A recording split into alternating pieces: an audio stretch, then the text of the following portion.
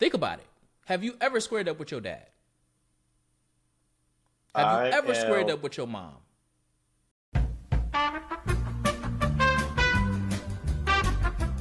Volume 2.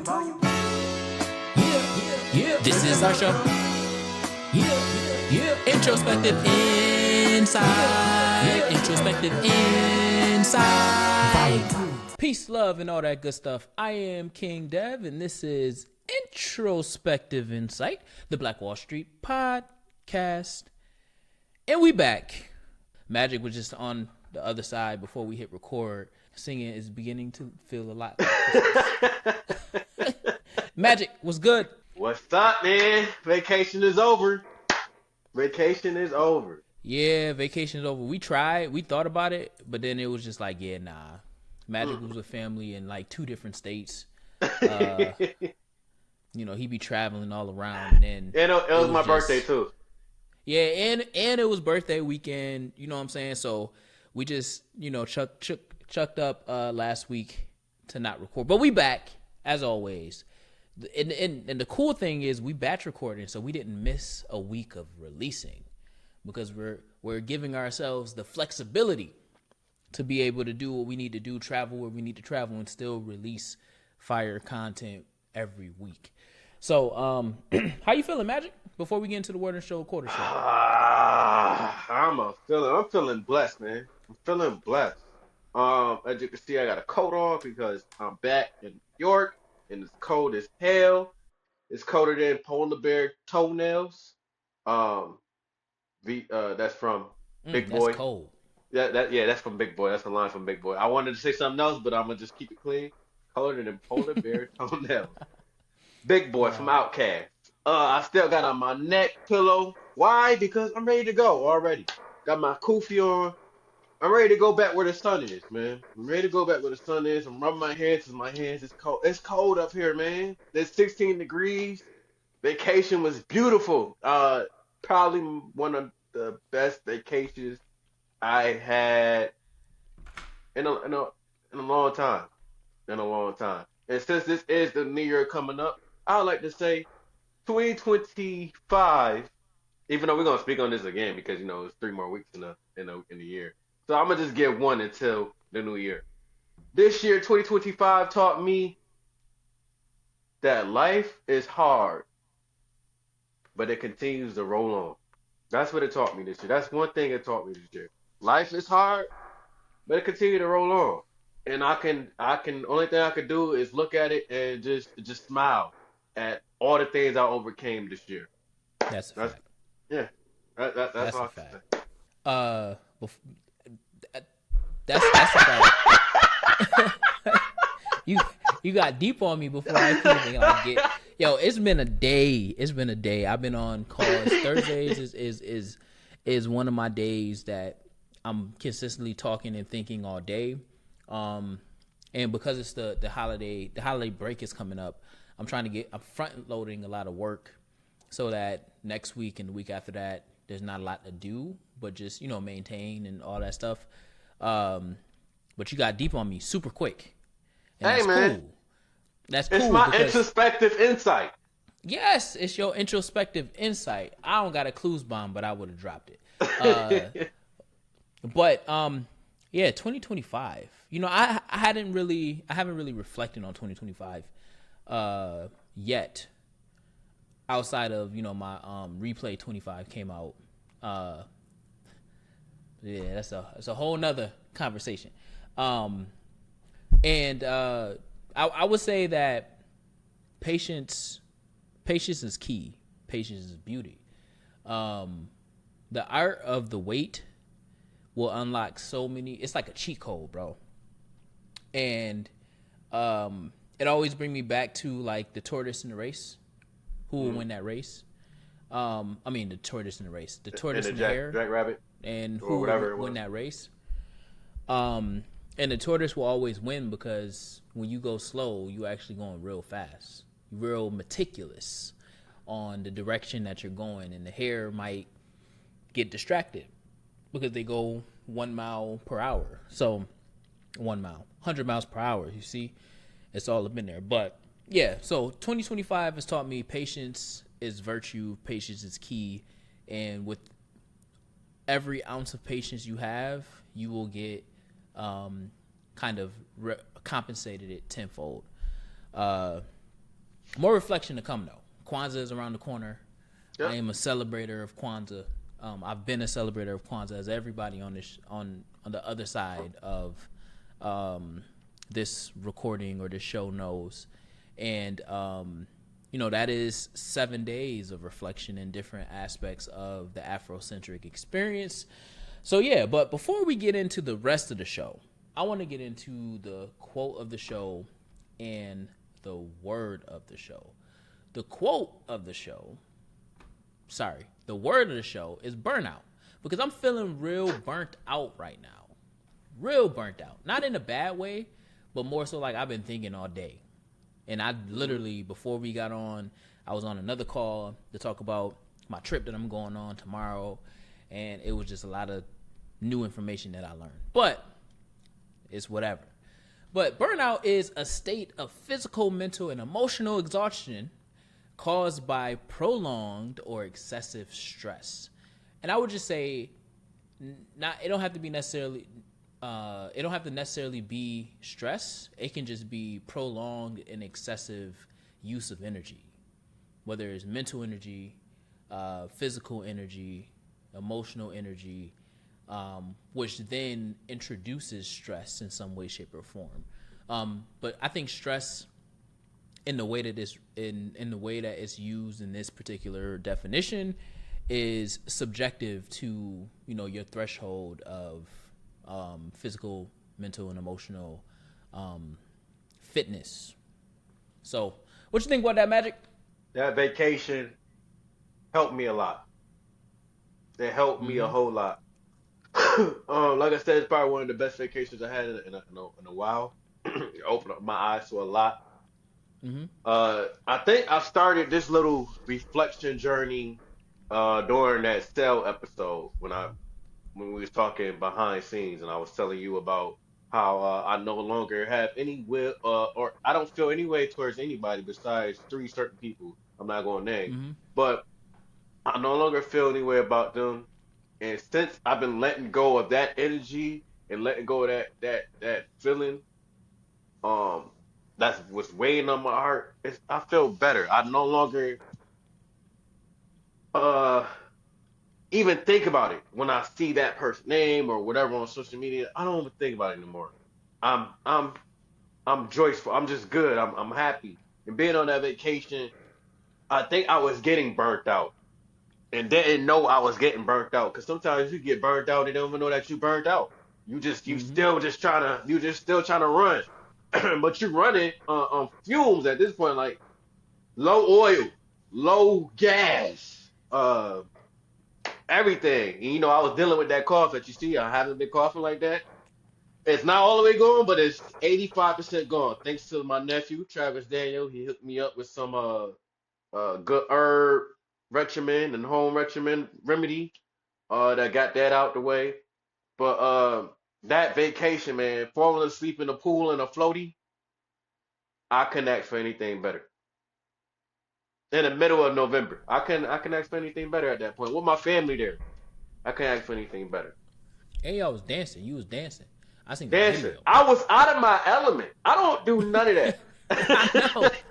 I was like, this man That's not dancing. that's not me. I was just extremely happy, man. My sister makes me happy. My other sisters that's Shout in out to in sis. Atlanta. I got two sisters and a brother that's in Atlanta. They all make me happy, whether I'm mad at them or not. But you don't. I don't live in Atlanta, so a lot of people think I do. But so, okay, let me switch that. I do live in Atlanta, but I'm not there often. Mm-hmm. Mm-hmm. Because I'm always there. People think I live there. I might as well say I live there. But just being around them in that moment, because Thanksgiving was coming up. Seeing my nephew and my nieces, getting hella laughs. That's all I do is laugh, laugh. Just hilarious. Um, it just brought me so much joy, man. And then going to Orlando, I haven't been to Orlando since my grandmother passed. I've been once, but I didn't really spend much time. Going to Orlando, and I used to go. That's like my third home. I used to always be there, and just seeing my aunt and my cousin and my sister. I got another sister there. I got a sister and a brother that live there. Mm-hmm. Uh, I got a huge family, as you can tell. But just seeing my sister, my niece, my great niece, my nephew, my other nephew, it just brought so much joy, man. And the sun blazing, and I just had no care in the world, and everybody was just so happy to see me, and and so arms open, and hey, what do you need? You need this. Don't worry about paying for that. Don't worry about the hospitality. The hospitality of Southern people is by far the best hospitality I ever experienced. It's never, oh, there was this time, or there's no, it's always the best hospitality. There's no other hospitality I got in the world that's better than Southern hospitality, especially when it comes to family.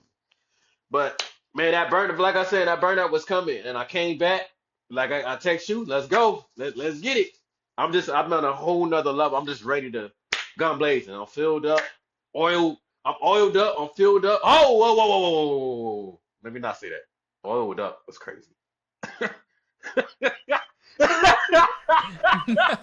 done. I'm done. Yeah, I'm done. You get the gym. I'm done. I'm done. I'm done. I'm done. That's I'm done. crazy. Insanity. I'm done. I'm done. You get the gym. Wow. I'm back. Yep. I'm back. I'm Yep. back and I'm better. Yep. Yep. Yep. Yep. We ain't even gonna. Yeah. Yo, I was, matter of fact, on my first call of the day, we was talking about burnout a little bit, and how one of my leaders, parent partners, if you will, and some of the other work that I do, how she was feeling under the weather during the Turkey Day break, and how she's always going, and her body told her to, nah, you got to slow down and sit down. And your body will tell you when you burnt out. You got to listen to it, though. Don't try to push through it. I'm very much so, I was telling my mom this a little bit earlier. 60% self-care, 30% fun, 10% work for work weeks.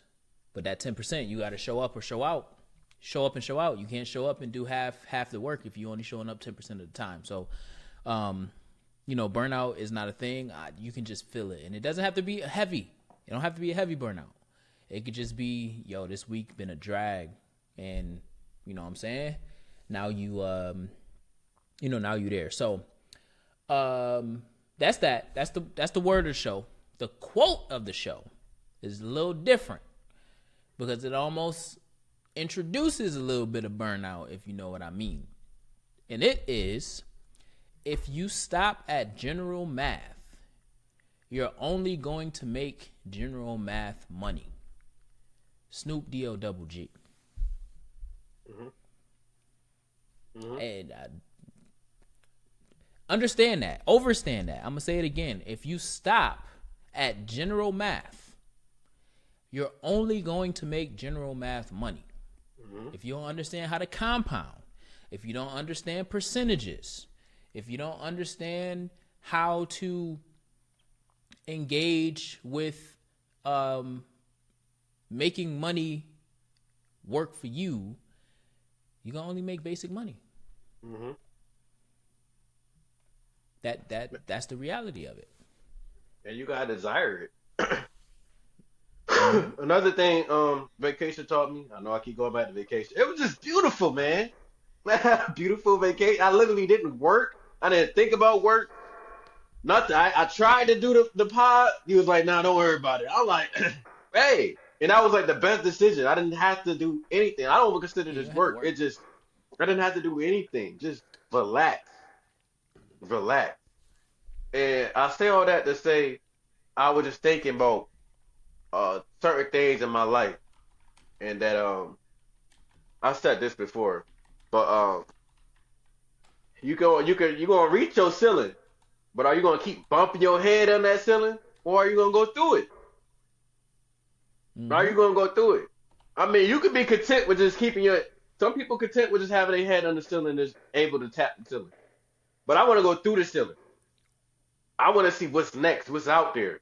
What's it? The world is Facts. so big. Life is such mystery, but fun and an adventurous thing that I love. I love life, and I love everything it has to offer. But I won't know everything it has to offer if I ain't going out there seeking for it. So I'm just, man, I'm just in a good space, man. I'm in a good space, and that 10% work one time out the year, make it a 0% work where you ain't doing nothing for a week. Get that hard reset. Get that, computers be having little things in them that you don't know because you go on these different websites. Get that hard reset in. Mm-hmm. Get that hard cleanup in. Mm-hmm. I just I just feel good, man. Feel good. Yeah, man. And I always say use your birthday as your national day to reset. And I would never work I on my birthday. I don't work on my birthday. I don't do anything. That is my day of stillness. And people always like look at me crazy like, "Well, why you don't do nothing? You don't go out to eat? You don't want to celebrate? You don't want to party?" No. I'm moving all year. 364 other days of this year. This one day, I want to do nothing. I don't want to think about nothing. I want to just chill. I don't Mm-hmm. want to think about responsibility. I don't want to. I mean, my birthday is on the 2nd. So the day before, it's good it's on the 2nd because if it was on the 1st, I probably wouldn't pay no bills. so, um, so yeah, it is the, I think that going back to the quote, I think part of it is also understand that like no basic mindset or approach to anything is going to get you beyond that mindset. So in this case, the legend himself, Snoop D-O-double-G, who has tapped into every type of market possible as he has aged into nothing, meaning aging as in he don't age. And he's tapped into everything. He's on commercials. He done did cooking shows. He's done gospel. He's done every genre you can think of besides country, but he's probably featured on the country. He's done the Olympics, sports content, commercials, you name it. The The Snoop first Dogg first celebrity brand. on Instagram. Huh? The first celebrity on Instagram. Oh shoot! First celebrity on Instagram. He coached Little League. He sent people to the league. Like I said, Little League. Pop Warner. My bad. He he coached Pop Warner. Shoot, he might be getting ready to coach Little League baseball. Who knows? He is somebody who doesn't have a basic mindset. He's always thinking about what's the next best thing that I can add on to my brand, and that's why he is a legend. He's not just a rapper. He is the epitome of a mogul in this space, and he does everything clean. Snoop doesn't have to. It's so interesting because like you have somebody like 50 Cent who kind of creates his brand from trolling and like negativity and beef and all of these different things, whereas you got his counterpart Snoop Dogg, one of his colleagues, if you will, Snoop Dogg, that can be in just as much things as 50, and it's all out of love. Like Snoop, you can't go nowhere and say somebody don't love Snoop Dogg across different demographics of people: white, black, red, white, blue, all of that. So yeah, I think Snoop is the blueprint. I would say that Snoop is the blueprint. Now, blueprint of what? Whatever you want him to be the blueprint of, because I'm pretty sure he done put his hands in a pot that brought him back money in tenfold in some way, shape, or form. Stirring that pot. But yeah, that is the quote of the show and the word of the show for everybody listening. You know, I was scrolling on TikTok, I don't know, one of these weeks last week, and I came across a real interesting video. It's a minute long. I got other videos, but this one is a minute long. And I don't really know how to feel about it. It is true, but for some reason, it just makes my head itch, make my brain itch because it feels wrong, but it's every bit right. So I saw this video of a white woman saying that her kids don't Yeah. see color. As a white woman, I'm here to tell you that my kid does see color. Probably not for the reason that you're thinking, though. From a very, very young age, I have taught him if you are lost, of course, look for firefighter, like police officer, things like that. But if you can't find them, go to a black family. Do not go to a white male or a white woman by themselves. And I know it's not every white person. I've never kidnapped anybody. I would take care of them. But white people kidnap for fun and because there's opportunity. And so I've instilled it in him very young. You look for a black family because you will be loved, you'll be taken care of, you will be fed. They will treat you like their own until they figure out who your mother is. And they're not just going to let some random person take you from them either. They're going to make sure that they know that this child belongs to you. There's a lot of truths in there, but it's scratching my brain in the wrong places, and I don't know how to feel about that type of messaging for a multitude of reasons. Like back in the day, getting caught housing a white kid could get you killed Easily. also. From my youth development brain, you teaching your own kid that his own kind kidnapped for fun, or her own kind kidnapped for fun. And she willingly knows that and told her child that. So I don't know. I have like conflicting feelings about that particular piece of content, because it's like true. It's also filled with a lot of like assumptions, but then it's also like you got a point. But then it's also like find the nearest black family. What do you? what did that mean?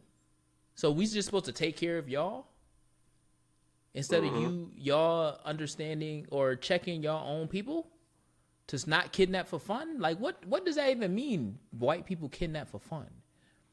Like so I don't know. I seen that on social media, and I was on TikTok, and I was listening to it, and the same thing you did when you heard like go to like find the black family when you can't find a police officer or a firefighter or something like that. I was like, the nearest black family? What are we, a commodity?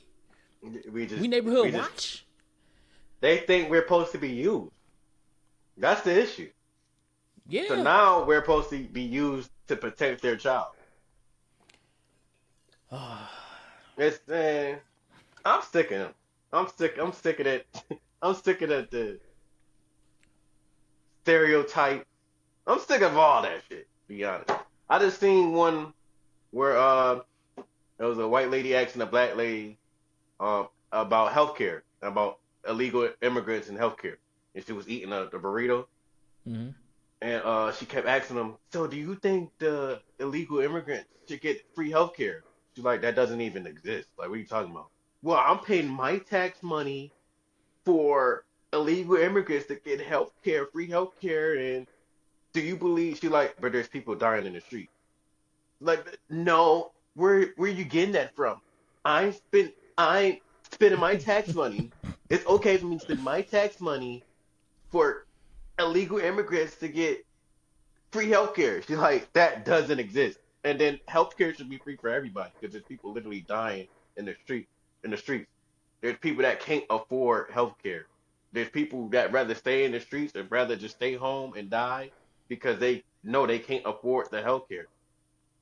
It should be free. I'm tired of it. Illegal immigrants work hard or harder than majority of us. That's one. Two, why do y'all consistently use black people for y'all benefit, but black people can't use y'all for our benefit? Why is it Why is it not reciprocated? Nothing is reciprocated with these supremacists and people with uh, these prejudiced or racist people when it comes to black people. Facts. And that's all races. Not just them, it's all races. The movie Sinners showed a lot of that. How they Yeah. benefit from black people, but black people couldn't benefit from them. Right. I'm tired of it. I'm tired. Yeah. Yeah. And as I'm talking this through, because I'm a talker througher. um. Yeah, that's very much so slave mentality. It is. I can't trust those other slave owners with you, so go to your nearest slave. Go to the nearest slave Because because they know if anything happens with you, they're going to jail anyway. right, right. There is no mechanism of control for them that look like us, but for them over there, I know for a fact that nothing will ever happen to you with them. Ooh, wow. Now that's connected. That's why it's itching the part of my brain that's like, something wrong with that, because it's post-traumatic slave syndrome. Yes. And how like we carry the trauma through our genes. It's just a moderate way. Yeah, it's a moderate way to say these people take care of you. That's what they're here for. Raise you. Yes. Don't go to them because we can't trust them, but we can trust them because they're here to raise you, treat you as if they are yours, because that's what the slave owners back in the day taught them how to do. Yes, that's what it is. And if anything goes wrong with you, oh, believe it, my lawyers will have their ass. Yep. Ooh. I seen that. Yep. That's what it is. Because I seen that. I'm like, something ain't right with that. That's not because you're also teaching in a sense self-hate, and I think that's where a lot of these school shootings and stuff come from, because y'all talk like that and they talk like that in their households, and then that manifests into hate, that manifests into like these feelings that these young boys in particular don't know how to deal with. So now they go into a Columbine, or they go into a rally, and they pew pew the people. You know what I'm saying? So yeah, and it's funny because I was on a call on Wednesday, and I talked about how like us as black people, we are always taught to always see the humanity in everybody that we come across, even the people that wronged us. We have too much compassion. We are taught to only have compassion. Part of that is from the church, right? Love everybody. For real. Like you should always walk in grace and love. You know what I'm saying? You should always pray for everybody. I think everybody should be like that. But it's not like that. It's not like that. We're the only people that like that. We overemphasize on that because we are looking to get to the promised land. We are looking to get to heaven. We are looking to be on the right side of history, on the right side of God's love, all of that stuff, right? And that is interpreted different depending on geographic location, depending on pastor, depending on church, depending on the denomination. And we have internalized something different because we're also tied to our trauma and making sure that we don't end up like our past. So we learn from the past in order to bring it to the future. And it's crazy. So when I seen that, I said, and I saved it immediately. Something ain't right. Come on, man. Something tingle. I can't even. I gotta watch what I say. I was gonna say something tingling, like a spidey sense. Yeah. Yeah, my spidey senses are tingling right now because something ain't right. Which then, okay, I'm gonna play another. I was having that conversation with again back on vacation, having that conversation. So I have my cousins, they live in Florida their whole life, right? Not saying they didn't travel different places, but they lived in Florida their whole life.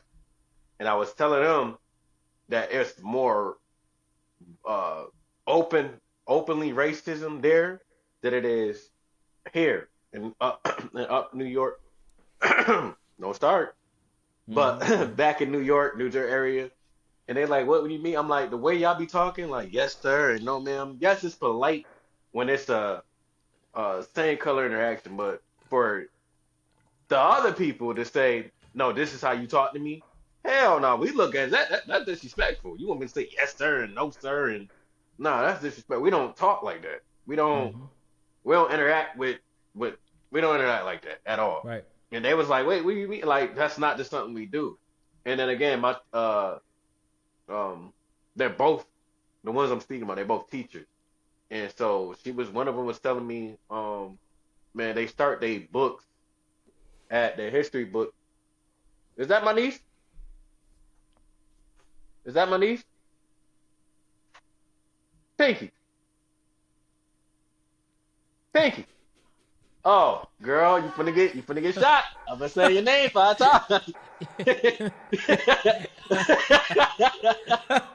In the middle. Yeah, but I got 2 headphones in, so I can't. I just hear noises.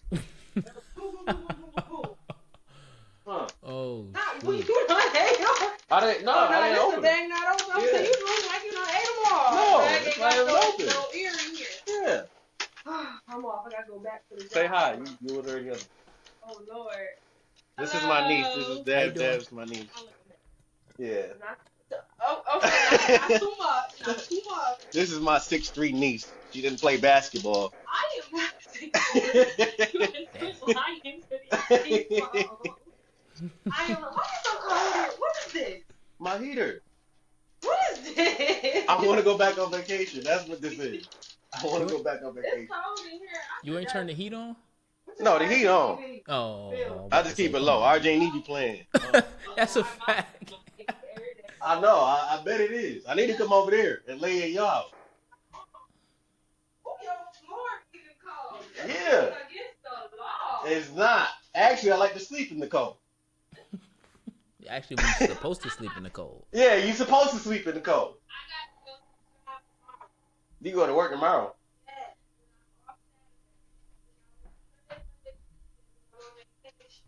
Oh yeah, you is going to on a cruise. Oh, okay. I'm off tomorrow and I'm off till Sunday. I know. Huh? Who is we? Oh, you taking me out to eat? Child, you ain't, I'll be there. You give me the time, I'll be there. I love it. I love to hear that. Take care of your uncle. I love to hear that. Hey, your parlay hit. That's your cue to get out of my house. All right. Bye. Like I was saying, I don't remember what I was saying, but like I was saying. Now, you were saying, you said, that's my niece? That was that black people moment. I heard something. I'm like, I know when you look about to back. I know when you look back at that, you're gonna be dying laughing. Bruh. That's my niece? Niece? Oh, all right, you about to get shot. I'm like, you ain't grabbed nothing. Cause I hear the noise with these headphones. I'm like, am I hearing something or I'm tripping? I hear it, but oh, that's what I was saying. So they live in Florida, and in the history book, she was telling me it starts at Susan B. Anthony, and that Susan B. Anthony, from what she told me, Susan B. Anthony and Frederick Douglass was friends. No, they weren't. That's a lie. And my thing about Susan B. Anthony, all right? And I went back and forth one time with an educator around this. Susan B. Anthony did not care about black people. At all. Susan B. Anthony didn't care about black women. She At all. is just one of those white people who understood that the only way that she was able to be successful in women's suffrage is if she stood next to the black woman. Mm-hmm. But she is on record saying that she would cut off her right hand before she would ever work closely with or support a you-know-what. And what does that go back to, that video? Benefiting from black people. Yes. Yes. 100%. And Frederick Douglass, I had to tell her, like, you know why Frederick Douglass left Rochester? It's because they burned his house down. Yeah. Racist. He had no choice but to leave. Yeah, he had no choice but to leave. Nathaniel Rochester, the person that Rochester is named after, now we're going into some history type situation. But Nathaniel Rochester, the person that settled in Rochester and obviously named the settlement after him, didn't believe that black people should be educated. That's why there's no longer a Nathaniel Rochester School number 1. Because the history of these people are inherently racist, foundationally racist. Why would we be teaching black and brown kids in a school named after somebody who didn't believe that they should be taught education, period? Rochester has city school at that. And Rochester has a very racist history, and go figure, the person that is named after was a racist. So yeah, Susan B. Anthony is the epitome of that mindset. So when we're talking about slavery, slave mentality, that's what we're talking about. Susan B. Anthony had a slave mentality. She just lived in Rochester, New York. Like, she was born in Rochester, New York. She did her work in Rochester, New York. Frederick Douglass migrated to Rochester and then left. He did it by force. By force. He's buried in Rochester now. But like, that is a real thing. So and then they had that statue of them at the park bench. Yeah, I'm one of those people that I'm not celebrating white people who did not care about our advancement. I'm also one of those people who don't like to go where I'm not welcome. A lot of people that want to go to Europe and all of these different places. I don't care. I'm not saying that I won't go. I'm saying that I don't care to, like, prioritize, make that my first. Yeah. Or I need to go there. No. Yeah. Like, I need to go do extra. Africa. Right. If I have to do extra, Africa comes with its own systemic issues, right? Because it may not be racist, but there's a lot of prejudice that happens on the motherland. Because of the corruption that goes on in the governments and all those different things. But I was also there. You don't mess with them, they don't mess with you. It's one of those things. Any country that you go to, you got to know how to navigate. You have to know how to navigate the streets and understand that you cannot be American. Sorry, you cannot be. Well, I guess American is associated with the U.S. You cannot be a U.S. citizen in these other countries because you're gonna get got real quick. That's the reality of it. But I don't like to prioritize. Right. I don't like to prioritize going to places that don't care to have me or host me, because now I can enjoy, similar to what we talked about with your vacation. I can't enjoy my vacation because my head is always on a swivel. Because of things that this woman just said. White people kidnap for fun. I didn't say it, she said it. So what the hell black people do for fun? They take care of white kids. For fun. They make sure that you know that you are somebody's kid for fun. And it's so interesting because, like, you will have that same, like, revelation, and that's what you teach your kids, but then still practice racism. And then the crazy thing is, she had that idea, and then somehow that's the black person's fault. Some way, if it got a little deeper, it would have been, it's the black person's fault. Yeah. Of why that white person is trying to kidnap a white kid. So yeah, that's one of the bro, that's one of those things where, again, I looked at it and I was like, there's no way that this is okay. Like, I mean, well, it is okay because, you know, everybody's entitled to their own opinions, but it was like, that's the best. You could have said something else. You didn't have to make that video. That too. You could have kept that to yourself. Could have kept that to yourself. I think there's a lot of things I keep to myself. Yeah, I think the internet has become this place where we turn. I think we subconsciously record things with the hopes that we go viral. Yeah. Um, my mom always taught me, my parents, I should say, taught me, um, what happens in this house stays in this house. Meaning the business in this house doesn't leave outside of this house. People are literally telling family trauma, family drama, their self drama, their self trauma, just to go viral. For what? They showing kids getting whooped. For what? What are we doing that for? They showing kids get disciplined and different. There's no. You don't have to do that. You do not have to do that. A lot of stuff need to stay off of. It's another thing. Women that I don't know why this is a thing. I don't know why this is a thing. Women telling the world when they on they cycle. I always thought that was personal. Why are you telling the world that? Sex shouldn't be spoken about publicly. That was personal. That's personal. I don't know. This new generation is little. It's crazy, man. And it's not even a new generation. It's just this new era because it's all generations doing this. Yeah. It's all generations doing this. I have another video, and this is one that I was gonna text you, but I'm like, I'll keep it for the show. Video right here. At 11, a 12-year-old is recovering from a broken lip and other injuries he says he got from a school employee at KIPP Philadelphia Preparatory Academy in North Philadelphia. That staff member has been terminated, but the boy's parents say that's not enough. Yeah, Rick, that boy's mom tells me that while she acknowledges that her son was in the wrong here, he did swing at that staff member first. She still says he didn't deserve to be assaulted by an adult at school, a place where he should feel safe. He didn't fall. He didn't hurt himself.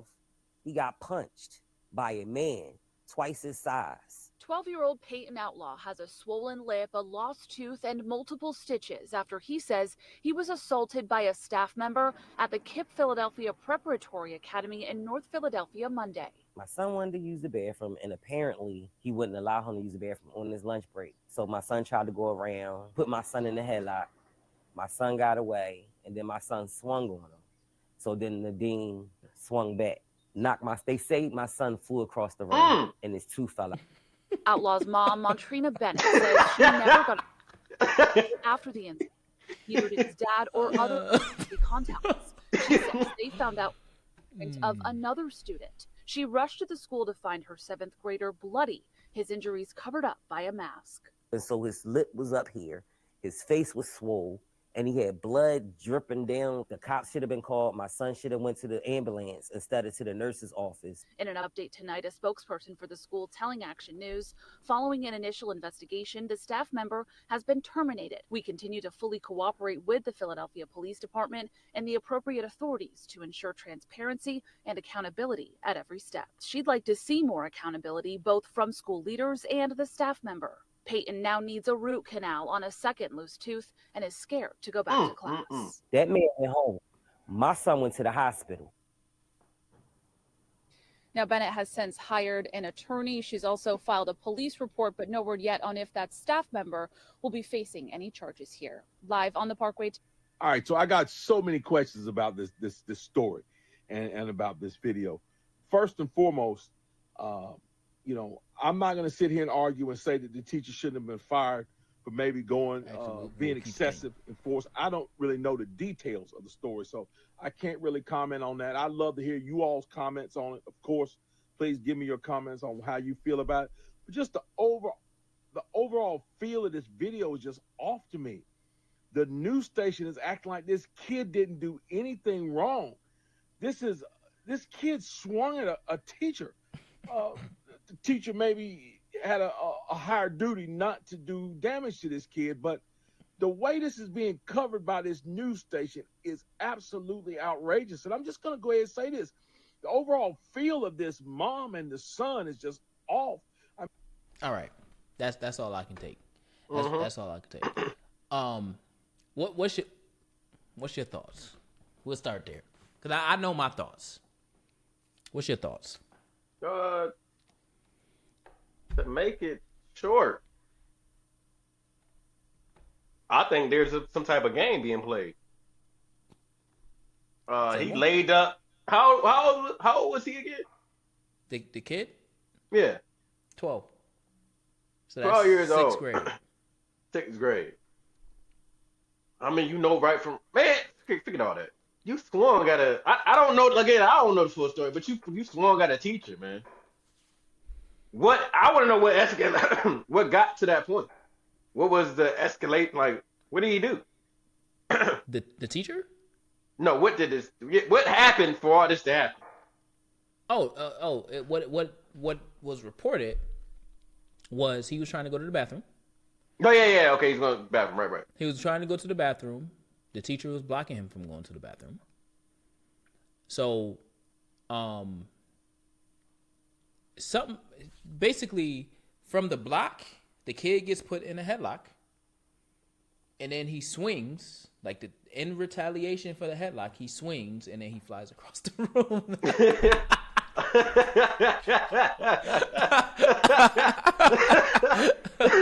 But that's how they reported it. So it was bathroom, block, headlock. Okay, so it's probably to make it a little bit more make sense because that's a crazy escalation. Bathroom. That's what I'm saying. It's not making sense. Block, and then He must have, continuing to block. Yeah, so that means he was trying to get past him to go to the bathroom. Headlock ensued. Then he turns around, or some type of scuffle scuffle. And then he swung at him, and then he flew across the room. Yeah. So I think it's more to it. I think somebody's lying, and there needs to be some discipline on the child. Oh, swinging 100%. Swinging on the teacher. He just laying there, looking all sad, laying on his mom and blah blah blah. And I want to know what I need more information. So I need more information. We'll probably never get that information because it's a minor, and who knows when that I don't know who knows when that happened. We could probably look it up. Excuse me. We could probably look it up to see if there was anything else reported. So, my take on that is should he been fired? Twofold. Oh, 100%. Oh, 100% he should have been fired. There's no way. I've always said in my line of work, if a kid ever spits on me, that'll be the last time I ever work with kids. Because I'm taking my butt off. That's where you draw the line. Yeah, don't spit on me. Don't. Now, what if he spit on him? Now, what if he spit on him? I can't control nobody else. I know for me, if you spit on me, I'm taking my belt off, and you're gonna have to call the cops to get me off of you because that's a learned behavior. That's the utmost disrespect. And if you want to treat me like the streets, then I'm gonna treat you like the streets. I'll take the consequence. I think that type of behavior is coming. With the NFL, everybody spitting on each other now in the NFL. Well, that type of behavior is already here. But it's what here, I will say, but I think they'll be more common. Oh yeah, what I will say, well, it's common though too. Like the Hawk spits, crazy. My bro, he told me he just started working at one of the RCSD elementary schools, and he already got spat on at least 5 times. And when I was talking to him the other day, I'm like, "Yo, you still getting spit on?" He was like, "Yeah, it happened at least once a week." Wait a minute. Pause. Wait a minute. Wait a minute. Y'all having conversations? Hey, you still get spit on? Yeah, man. Still getting spit on. You know what? You still here? This is like patience. Well, because he also have a I'll let you finish, but he also has a background in working with individuals, so he's used to that behavior. I don't work with individuals because I work with the other individuals who can control their bodily fluids, and they don't have a reason why they can't control their bodily fluids. So that is a learned behavior. If you choose to spit on me, you're choosing to also get this whooping. That's just crazy that just be having a conversation. What up, bro? Yeah, shit, cooling. Yeah, I just got done work. Like, yeah, me too.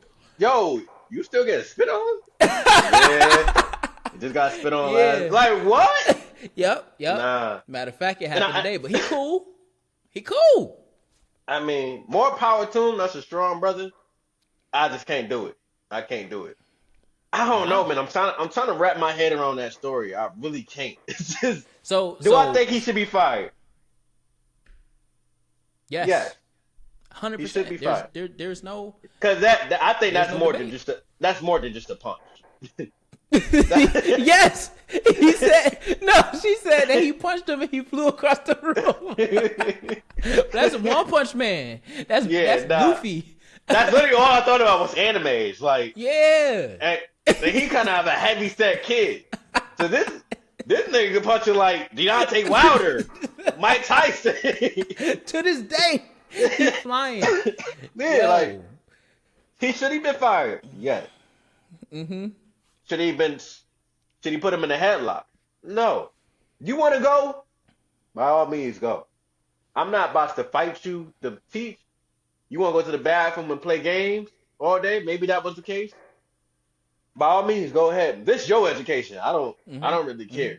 I mean, some teachers, I do kind of understand. Some teachers they try to teach these kids. They try and try and try. But they got a whole bunch of other kids they got to worry about as well that want to learn. So who should I be focusing on? The kids that don't want to learn or the kids that want to learn? And some kids, again, talking to my cousin, they go to the bathroom 4 times during the class 45 minutes. 4 times to go in there, play around, and waste time. And they come back, put their heads down. But do your thing. I'm going to just make it, I'm going to just record it. Hey, went to the bathroom at this time. Went to the bathroom at this time. Put his head down at this time. And that's it. All they can focus on the kids that want to learn, that want to be in the class, that want to learn. That case right there is wrong on both halves. Kids should be disciplined. That mother, she just, to me, it looked like she just want to check. I mean, he's already fired. What else do you want? So now you want to check. He's fired, but you ain't doing nothing. What are you doing on the son case? Disciplining the son, because you just comforting him and just making sure he. I don't know. I don't know. What was your take on that video? Oh man. Okay. The flying across the room was what got me. That's where I just kind of lost. He flew across the room. Oh my goodness. Then said the nigga need a root canal. What the fuck? Well, he's missing teeth. That mean that he got rocked. That was hand, yeah, wrist, forearm, and he must have boom. Yeah, something. Yeah. Hadouken, something. So, I have a crazy take on this, only because I've been in the youth development. Space you work with kids way more than I do. So. Yeah. Only because I've been in the youth development space for 17 years now, 18 years, somewhere around there, since I was 14 years old. So I've learned a lot, and I will say for anybody who's really good with kids, I've never seen a kid put their hands on them or spit on them. So off rip, everything, regardless of what the kid did, I'm expecting for a kid to act on impulse, and I'm expecting a kid to act without thinking, and I'm expecting a kid to treat that teacher as if he's a peer. What I'm not expecting is for the adult to engage a kid so much to the point where they, as in the kid, sees the teacher as a peer. Think about it. Have you ever squared up with your dad? Have you ever squared up with your mom?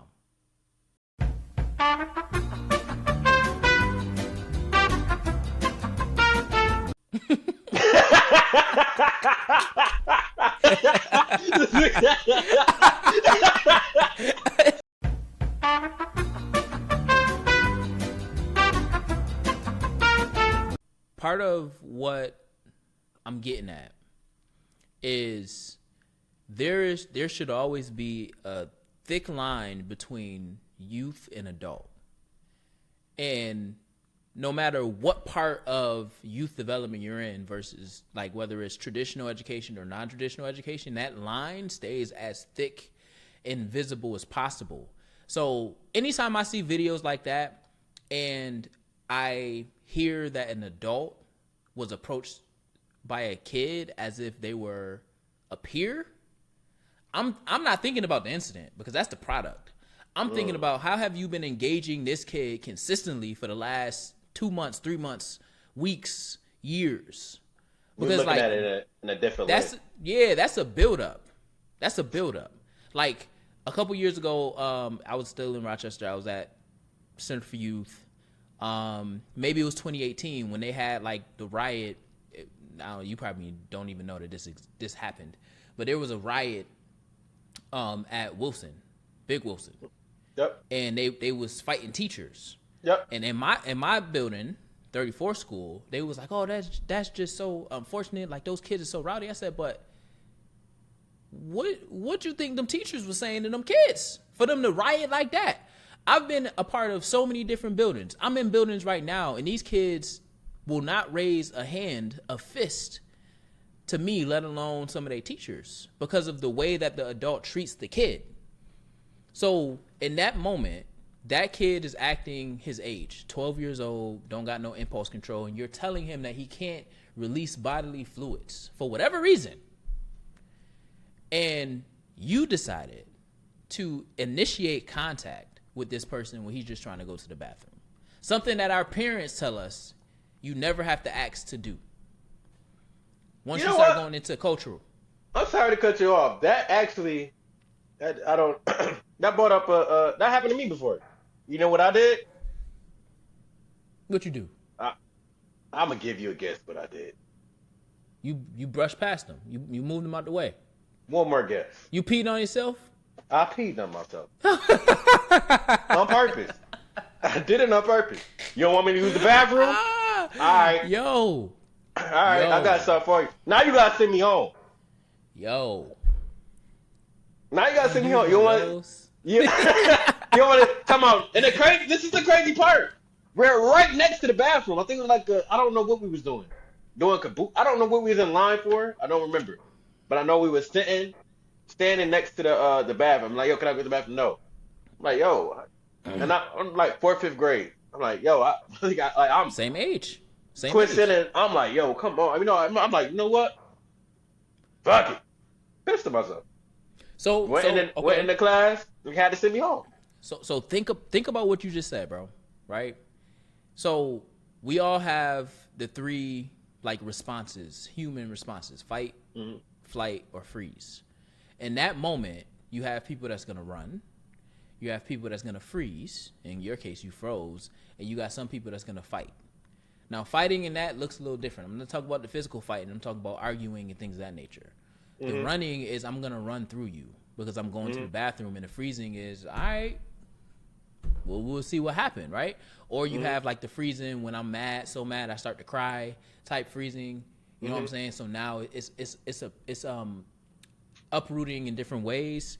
But what you did is you're also taught to respect authority. You're also taught to respect adults. Yep. So like you are operating through the lens of this is an adult that just told me I can't use the bathroom, so now I'm gonna sit here and I'm gonna try to hold it as much as possible. I also don't have the faculties at this moment to communicate that it is an emergency. Like I cannot hold it, right? I said that. I had to use the bathroom. No, it's an emergency. No. All right. Yeah, so now, in a sense, right, we're taught as kids to not have agency and choose to go to the bathroom anyway because we're always supposed to respect the adult. In your case, you was raised right to respect the adult. And that adult treated you as if you were a kid. So there was no line to cross because that line was thick and it was visible. That line in between that kid and that teacher that we just heard about, then I can jump over this line and not treat you as such. I'm disrespecting you. But where did that start at? Oh, I'm getting there. I'm getting there. Because this stuff is so we're looking at a product of behavior, right? We're looking at a product of continued behavior, sustained behavior, and we're looking at someone who understands or has been taught that adults can be peers. I come from, and this is this generation, right? We come from a generation where there was a kid table. We don't sit at the adult table. We were sent to the kid table to have kid conversations. I remember at my big age in 10th grade, I thought virgins looked a certain way. No, I didn't think that one. I did. I did. Said 10th grade? 10th grade. No. Yeah, 10th grade. Because then when I would hear, it's almost like now the translation to adulthood is like, now I think you can't tell who's your age and who's older and who's younger. Now? It's real crazy right now. Yes, right now. Yeah. You can't tell. So it's like when somebody tell you your age, it's like, oh, shoot, I thought you don't look. Oh. Because we're also taught as we get older, don't ask people their age. Don't ask women their age. Especially women, yep. Yeah, so like now you might be engaging with somebody that's 23, 24, 21 years old, but they look like they 26, 27, 28, 30. You know what I'm saying? So like we have been taught to engage a certain way in the social setting, which takes me to my next point. That parent is just as much as the problem as that teacher, as that kid. Now, the kid will always take the lesser of the brunt of the responsibility because he's 12 years old with a 12-year-old brain.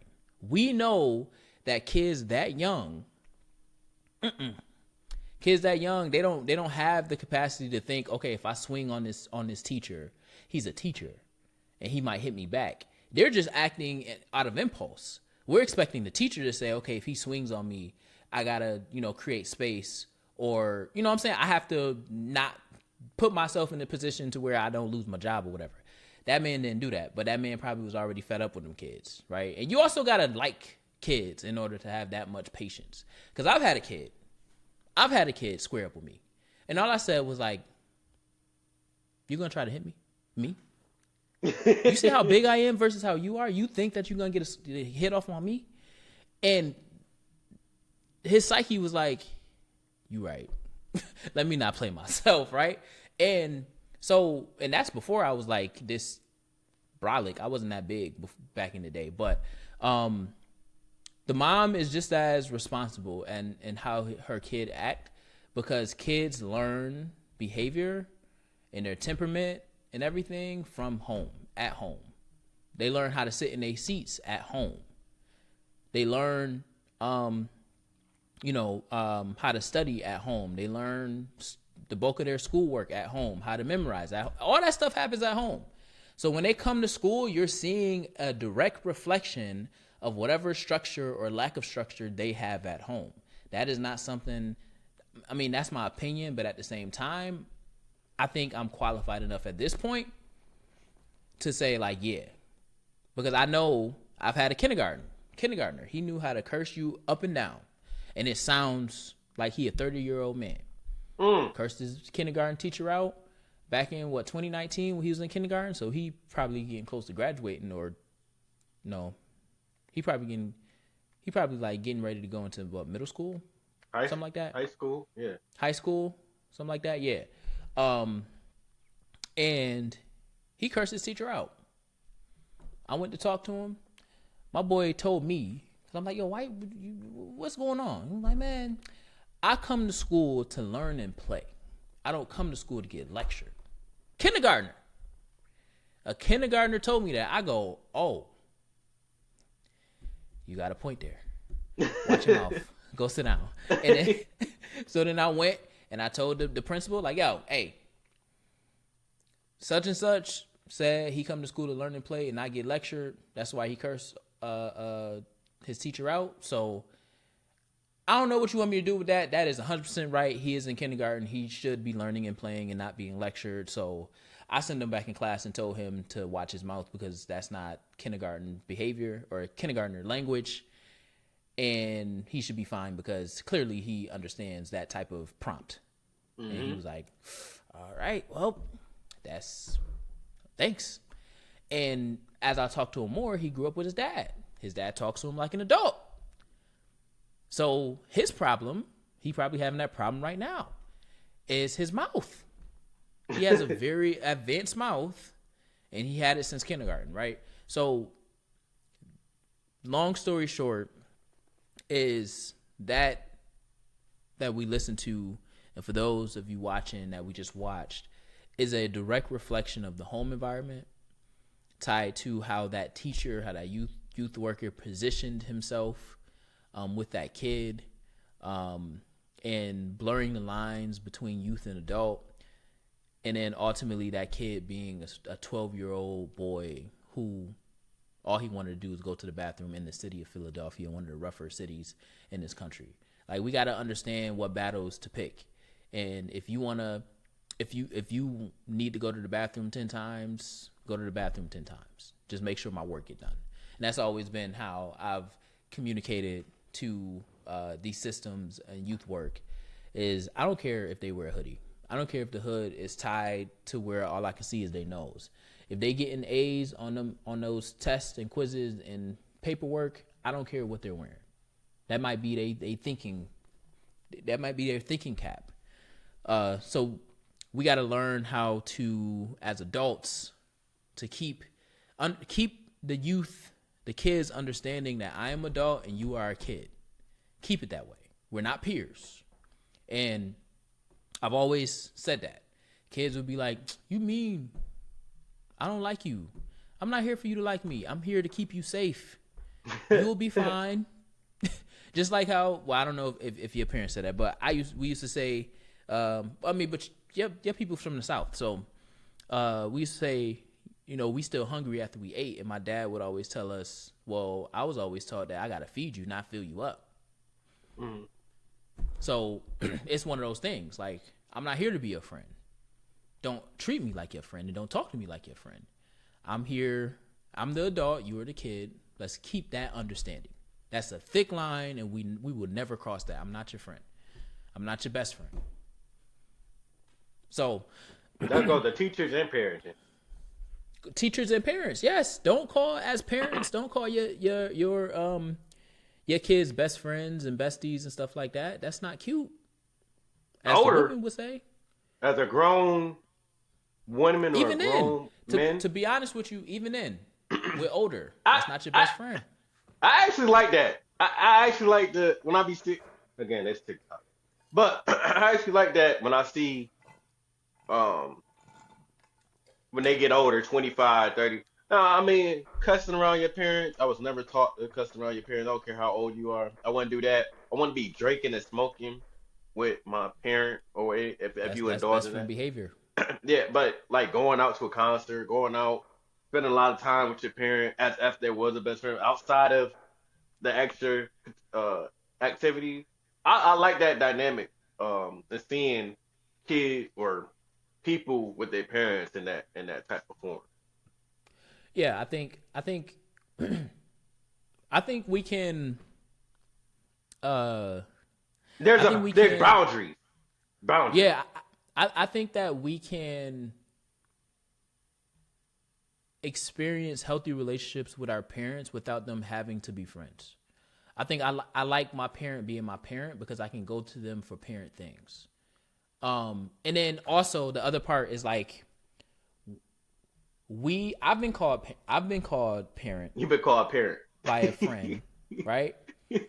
Because all I'm doing is holding you to an expectation, right? Mm-hmm.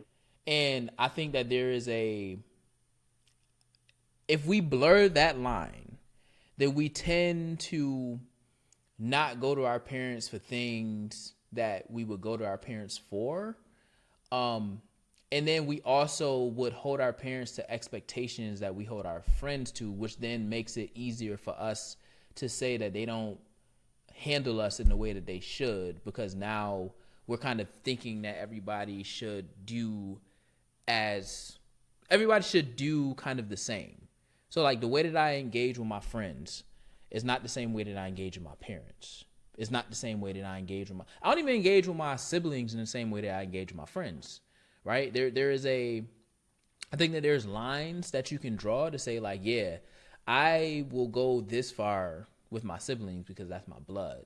I will still cut them off if I need to, but this is the bond that we've created because these are some of the peoples that knows me the most, right? Gets me out of my comfort zone the most, have seen me for the most part the only other people really that's seen you in your rawest form at some point in time, that's not, your significant other. You know what I'm saying? Like there's levels to it. I don't think it's a bad thing, but I think we don't have, as humans now, I'm speaking generally humans, we don't have enough understanding of true friendship enough, or even true parenthood enough to blur those lines to where we're confident to identify and define what that truly means to us. Because now, similar to what you were saying a little bit, now our parent has to be there for everything that we do. And we don't know how to then maintain other relationships with other people because the one person or people who we're wanting to engage with are, depending on age, the age gap can be anywhere from 10 years to, 40 years or whatever. And then what happens when that person then, passes and or wants to do their own thing? We have to find ways to keep our parents in that parenthood space, honoring a healthy relationship, but then also build and sustain like friendships that are separate of our immediate relatives and because even our cousins, that's not our friends, they're my cousins.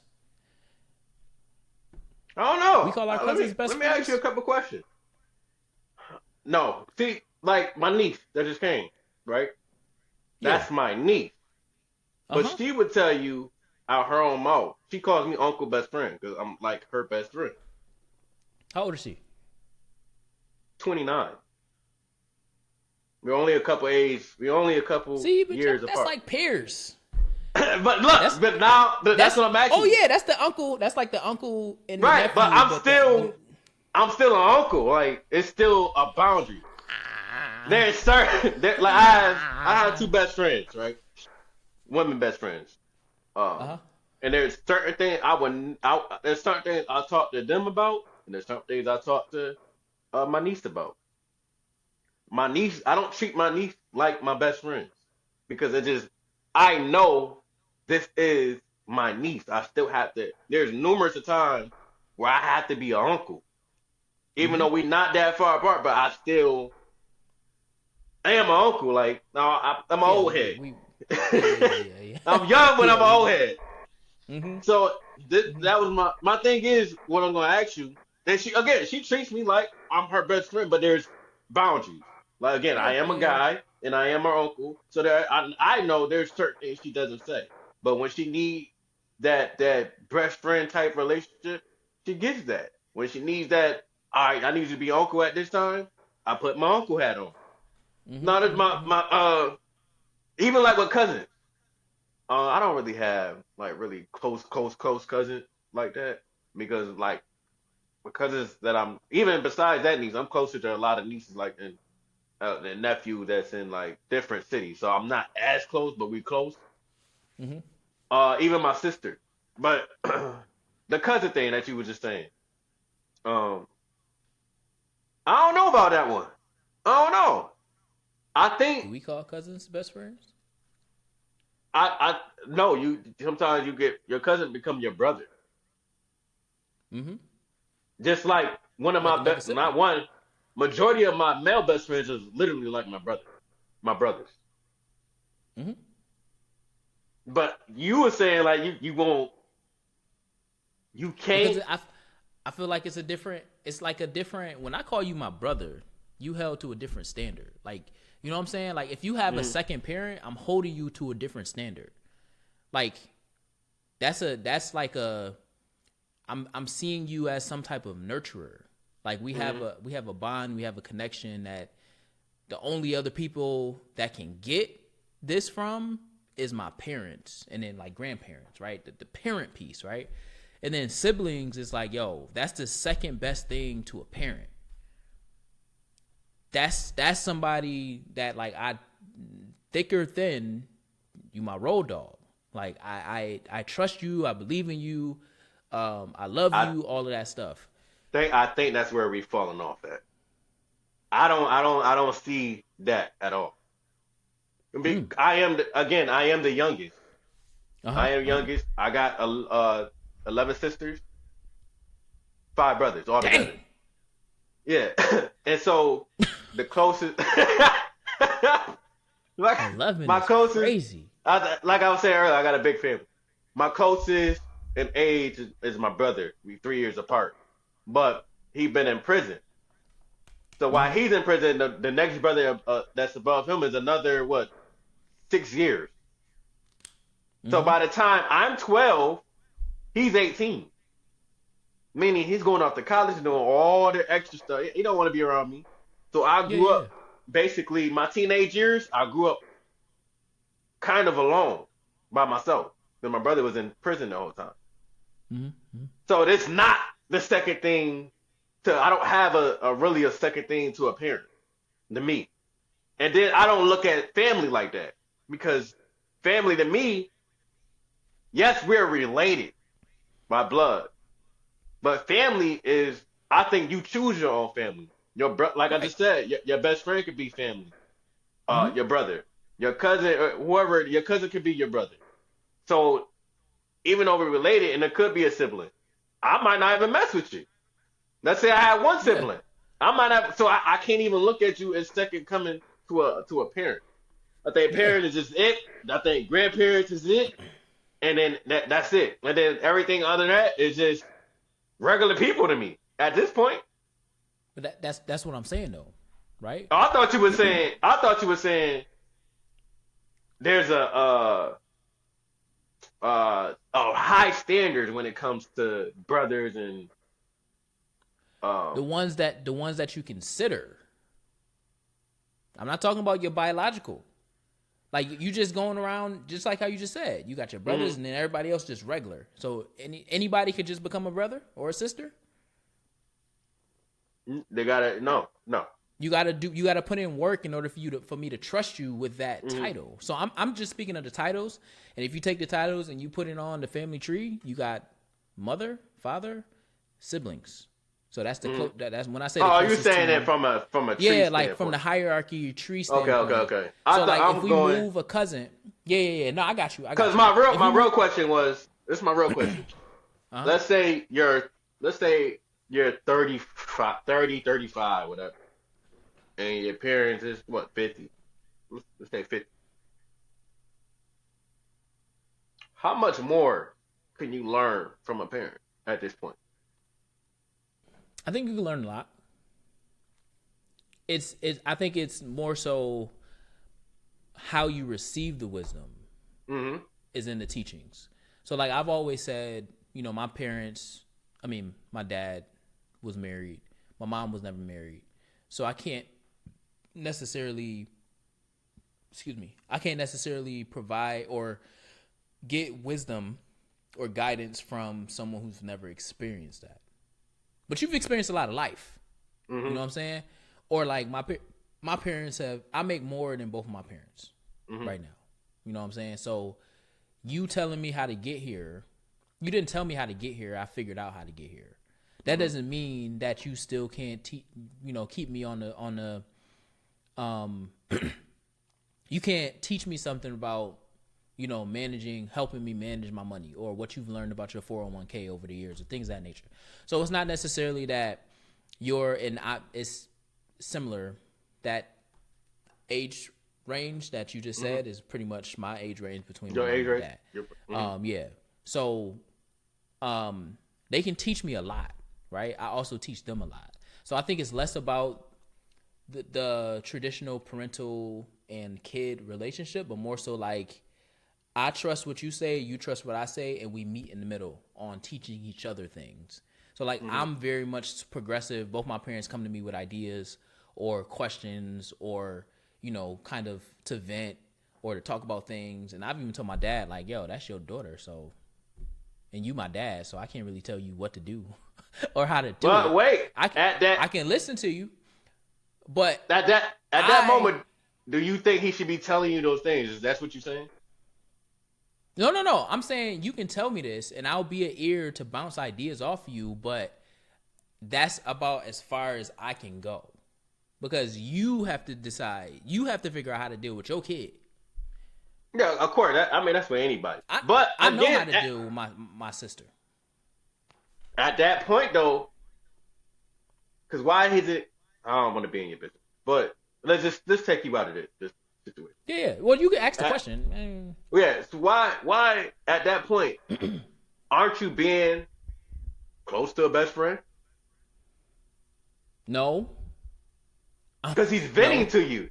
He's venting to you about your sister that he should be talking to the mother about as well. Well, he talked to everybody. Everybody talked to everybody. So it's a family thing. So it's like besides the sister. No, everybody talk to everybody about. So he tells you. Yeah. It'll be like okay. So we siblings. I tell you about yourself. You tell me about myself. We get into it, and then I'll go to your niece, and then I'll be like, yo, get your brother.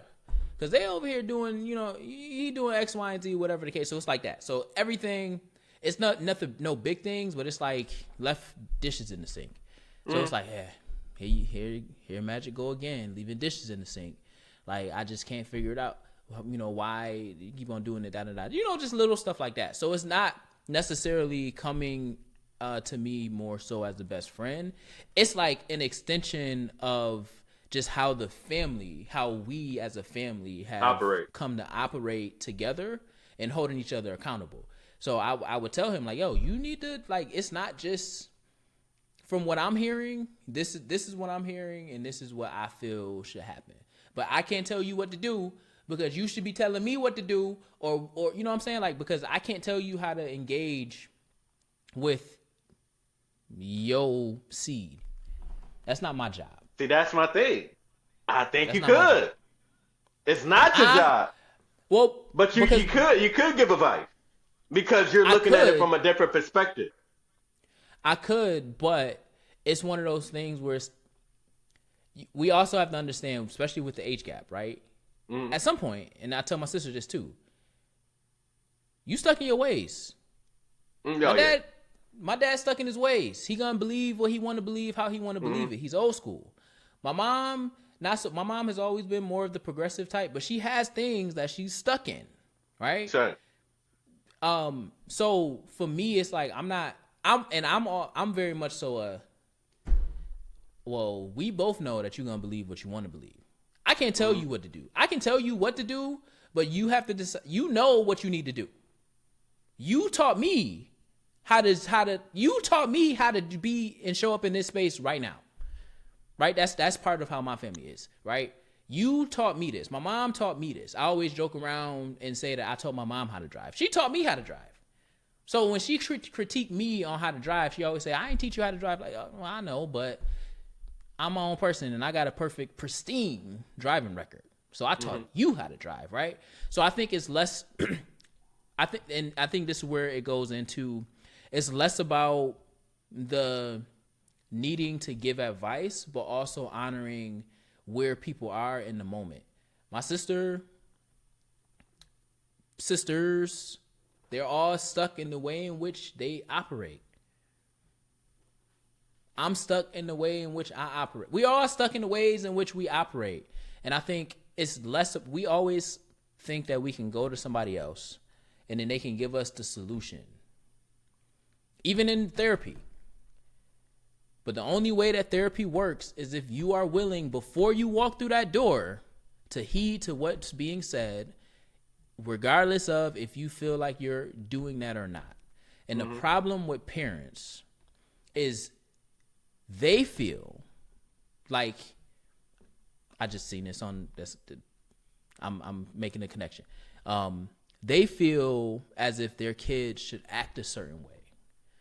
My outlook is, you right, because you raised me, and I know how you are. That's why I choose to live in my own space.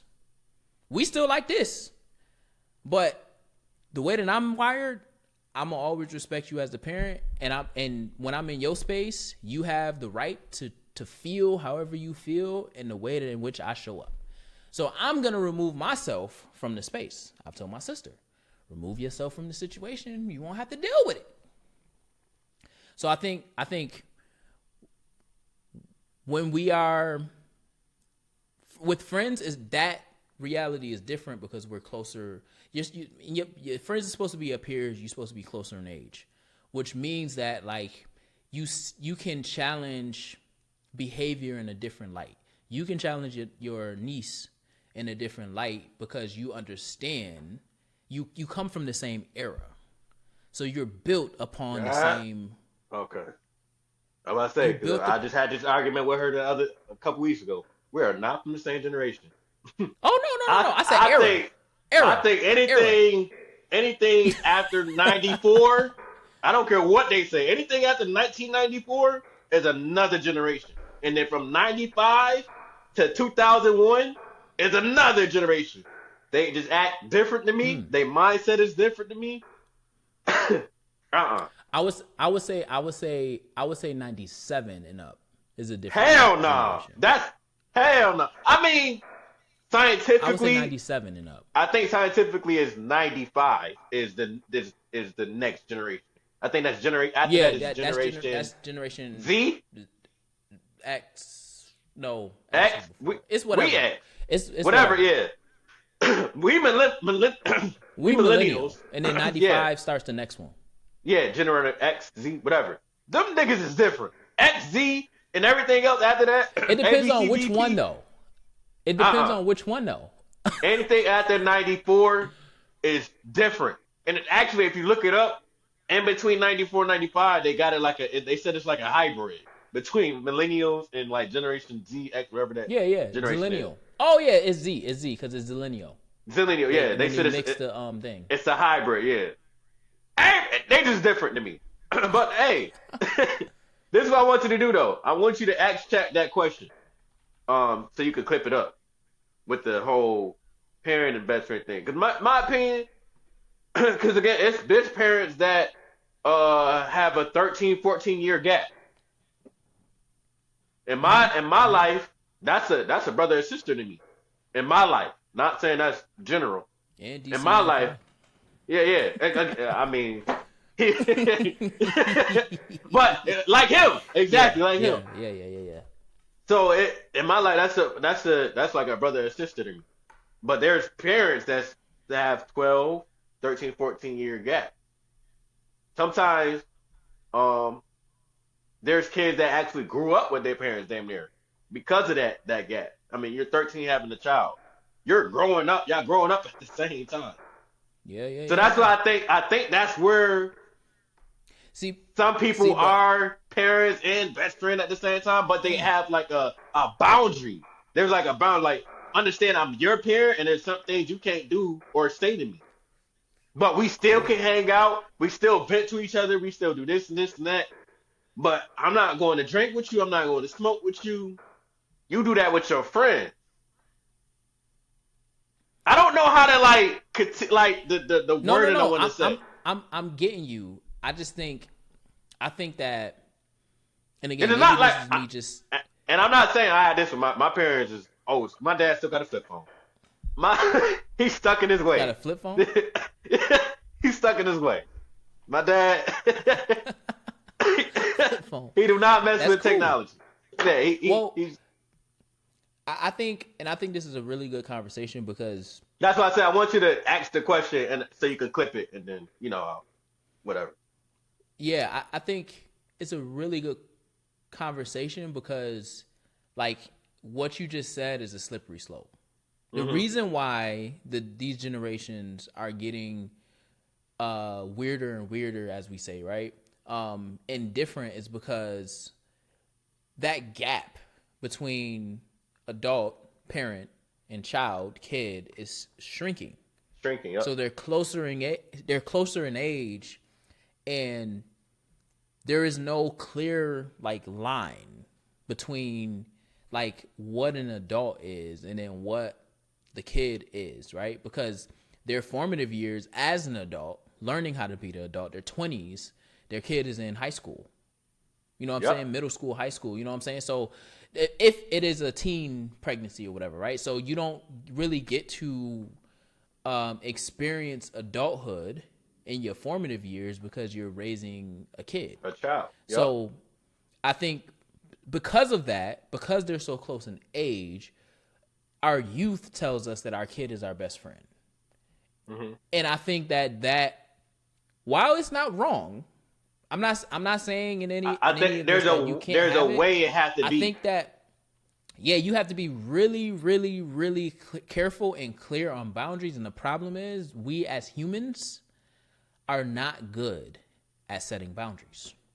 We don't know how to hold line. We don't know how to hold the line. Back in the day, they held the line strong. They walked for 200 plus days on the Montgomery bus boycott in order to get their way. They held that line strong. They was in community. Now, I can't go without my phone for a little bit, 10 minutes, an hour. You know what I'm saying? My nephew phone got cut off for a day. He didn't know what to do. He called AT&T to ask where his mom was.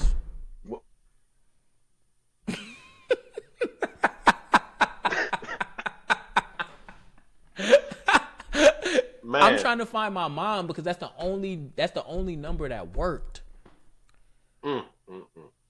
So I think that as we close out on that topic, and then we get into what the internet taught me, I think there is a need if you want your kid to see you as, a best friend or whatever, or you want your kid to open up to you as if you are a friend. As if you are best. Yeah.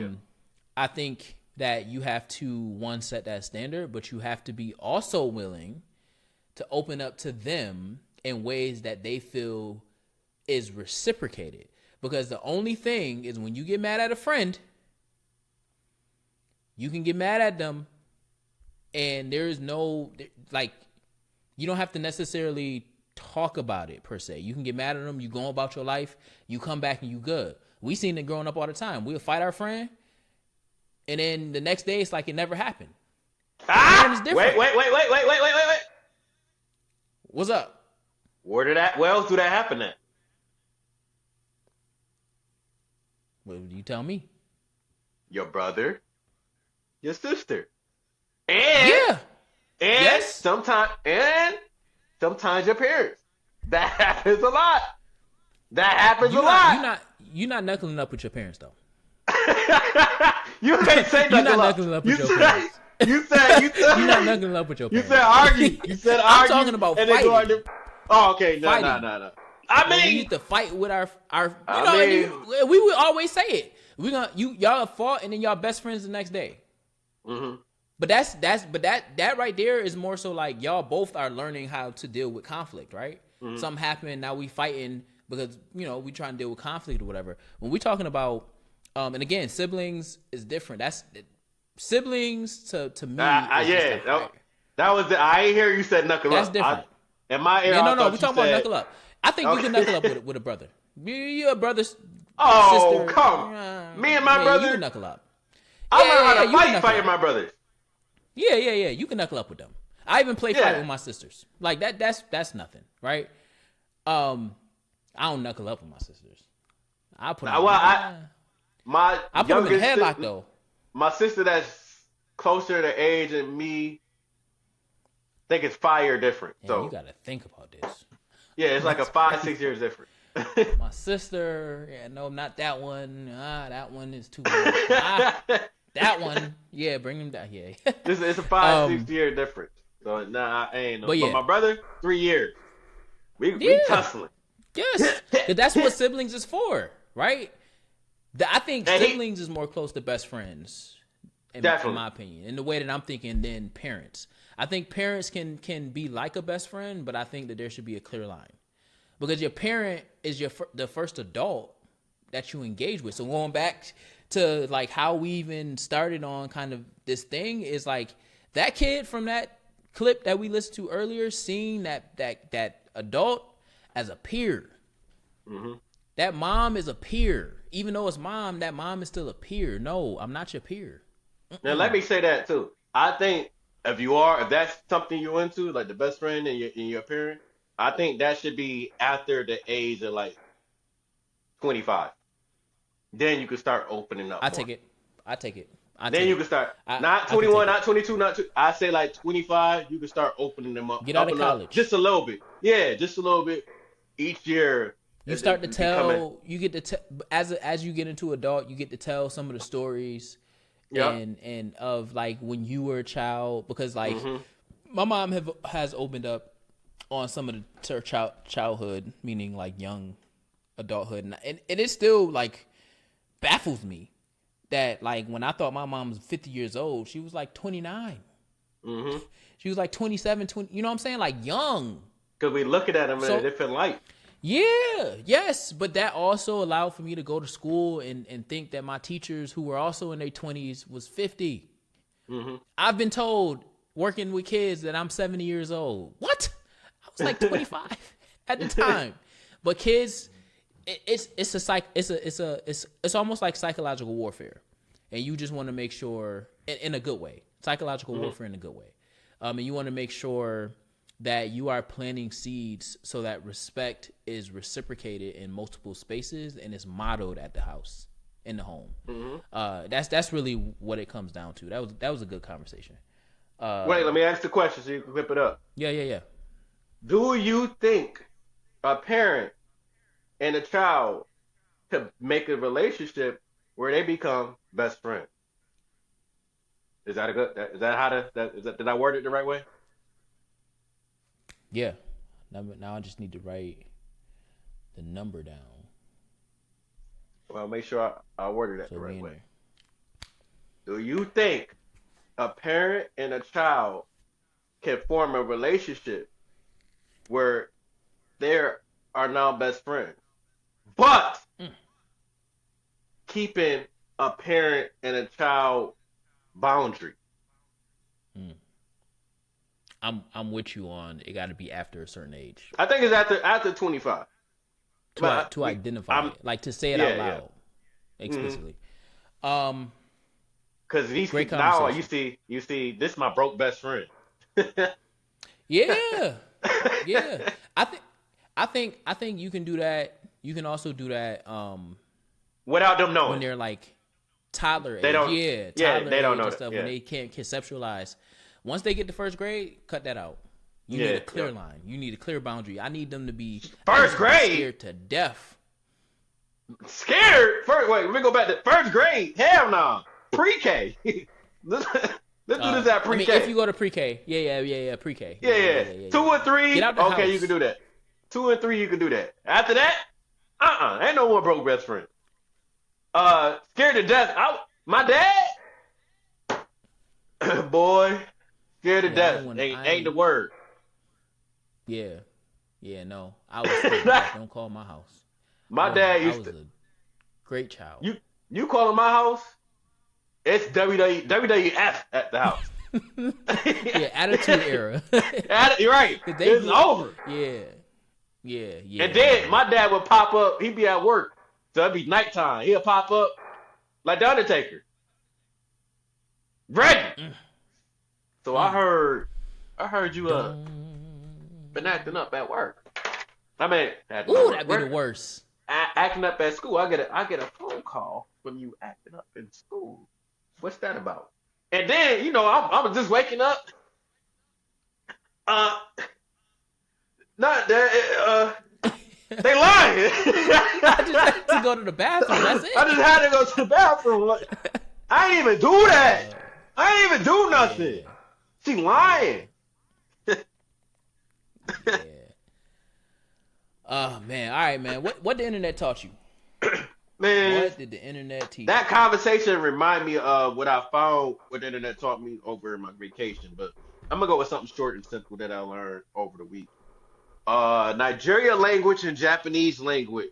The Japanese language and the Nigerian language, I think it's called Igbo, are very similar. Very similar. They have a lot of very Mm-hmm. similar things in their languages and the things that they do. I learned that from Godfrey. He also was telling me, was explaining how fried bananas, you can tell, there's that came from Africa. It's some type of Africa. uh, what's the word I'm looking for? It's some type of Africa culture within that culture. They say that Cubans are the Southwest Nigerians, and I really thought that was just interesting to see. I like when Godfrey speak about Africa and his home and his mother and just the history and stuff, and then you actually do the research, and it's actually true. So I like stuff like that. Yeah. Speaking of that, this is not my internet taught me, but I'll add to that. I think it was today, maybe. I seen that rice is actually not native to Mexico. Rice is native to Africa, and it came over from the slave trade. And so the red rice from I forget what they call it in Mexico is jollof rice. It's just the slaves brought it over. Rice is native to Africa. It was imported over from Africa, and then tomatoes was native to the Americas. Red rice was born. So Wow. rice is actually not a Hispanic delicacy, whatever. It's been a long day. I was saying you've been messed up all day. the delicacy, whatever it's called. It's not that, because we make up words on introspective insight anyway. But it came from the slave trade, transatlantic slave trade, and that's how. So which is right, because even when I went to Kenya, the way that they eat ugali. Ugali is like a tasteless starch base base.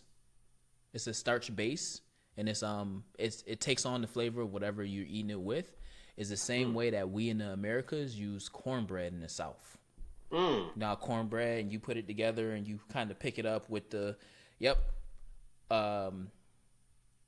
ugali is that, just like Fufu. fufu. So ugali is the fufu of Kenya. So it's two different, same concept. It's just two different consistencies, because I think fufu is more smooth. Ugali is more grainy, hard to explain, but yeah, we do the same thing. So like our Sunday's best, so like how grandma and stuff used to do the Sunday's best with the hats and stuff like that. They got the same thing in Kenya. They wear it for the Kenyan weddings. And I was like, y'all wear that over here too? We wear that to church. Well, grandma wear that to church. So yeah, that was my connection to yours. So mine, I'm actually gonna play my internet taught me, because I saved it, and it's super interesting because I've been in this line of work. I've had conversations about this too. Researchers at the University of Cambridge now say that adolescence, the developmental stage between childhood and adulthood, lasts until your early 30s. Say what? Come on now. Researchers say during this time, the brain's white matter, which is used for communication and learning, continues to change and grow. Wait, what are you raising your hand for, Tony? You're giving cover to people acting like kids into their 30s, and I'm not here for it. But listen, I'm an old man now. We are both old men, but we're in our 40s though, so we're out of that stage. But if you are in your 20s or even in your 30s, and your spouse says to you, "Grow up," you can be like, "I'm trying. I'm literally still trying to grow up." Cut your knees like that. I'm trying. I'm trying. That's what the internet taught me. That your adolescence lasts to your 30s, which is interesting because there was legislation on the House floor in Maryland where they were trying to pass legislation to say that I've seen this. Yep. That they want to raise the youth age to 26. 21? So No, 26. 26. So like up to 26. Now this is an interesting concept, right? But up to 26, the legislation would say that you can still like be charged as a juvenile and not as an adult. That's a little different train of thought, but that tracks with what the University of Cambridge said around adolescence going on into your 30s, early 30s, which makes sense because it's only adding 4 more years to when your frontal lobe, 4 more years for men, 5 more years for women, to when your frontal lobe and your decision making really turns into to fully develops. So yeah, that's what they taught me. I don't know if I believe that shit. You are anti-intellectual? I don't believe that shit. I don't believe. Now, let me say, I don't think, what's the legal is here, 18. I mean, in America. I think 21. I don't think it's 18. I think you're still a child at 18. I do agree with that. Well, I always say you're almost adult, especially in this economy, because I don't feel like you're an adult fully until you move out on your own. But that's what I'm saying. You have to pay for your own stuff because then you have to. There's no falling back to like, oh, if I don't do it, mom or dad is going to do it. I think that adulthood is a combination of you sustaining your own livelihood, but then also you making decisions as an adult. You have to. Some people don't know how to make a decision as an adult because they're prioritizing their fun. They're prioritizing what they want, not what they need. Adulthood is prioritizing what you need over what you want, even if that means you have to give up something that you might consider to be fun or whatever the case. A night out, that extra meal in terms of like eating out if you didn't budget it. You know what I'm saying? Like that's adulthood. That is a part of adulthood, not all of adulthood. That is a part of adulthood. I think that comes with your parents. You should be learning that in your teens. I agree. You should be learning that in your teens. 100%. I agree. Because do that make sense or do this make sense? Mm-hmm. Like, come on now. You got to prioritize. That just, I don't want to keep, because we'll go on to 4 hours. Yeah. All right, as we close out, you got a song of the show? Song of the last 2 weeks? Hey! What you got? Man, I don't remember having a song for the last 2. I was listening to a little bit of everything. And then I was listening to a lot of YN stuff. Because I was with a lot of little cousins that's 16, 17, 18, 19. Listen to a lot of YN stuff. But lately, I've been stuck on Monica. So, My song of the week for this week is "Angel of Mine" by Monica. That's my song of the week. That shit, I was listening to the other day. That shit almost made me cry, man. It's beautiful. I've been watching her perform live the past couple days. I just love me some Monica. Okay. All right. 16 sounding like a grown ass woman. She sounded 30. That's the other part. 15, 16, 14. Yo, that's the other part that's different when we talking about this age stuff. Beyonce was 21 years old when she made Single Ladies. Mm-hmm. That is insane to me. Crazy in Love, she was under 21. Right? No. No. Yeah. Not Crazy in Yeah. Love. The one with Jay-Z. Deja Vu. Was it Deja Vu? In the air. Yep. She was under 21. That's freaking crazy. When it did like her you talking about the AI shit? Like, when it be going through the years? Just saying like each. Oh, was that AI?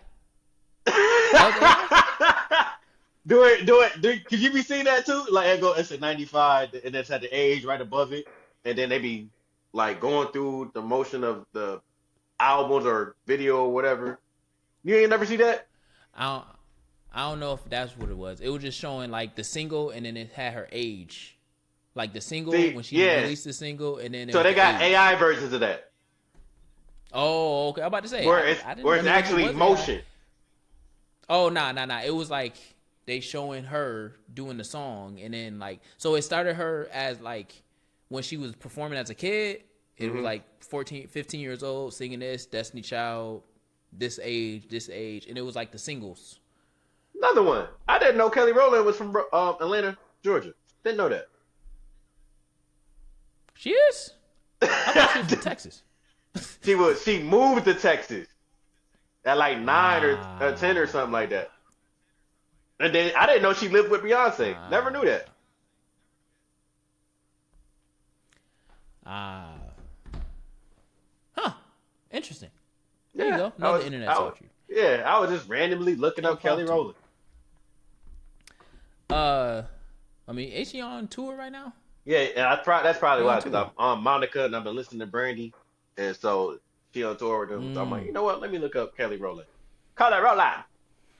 I don't have anything that I've been listening to in particular. So just looking at my looking at some music that popped up on my like homepage of Apple Music, I'm gonna go with Electric Relaxation, Tribe Called Quest from the Midnight Marauder album. Yep. Yeah, that's one of my favorite albums of them. I don't know if I like Midnight Marauder more than the Low End Theory. I'm always going back and forth. Yeah, I'm always going back and forth with those two. Those are two great albums. As always, you already know, bring another set of ears for next week's show. This has been a great show. As always, we back. We recording. And this is Introspective Insight, the Black Wall Street podcast, and we out. See you soon. Yeah. Come back next week. Yeah. Introspective Insight. Introspective Insight.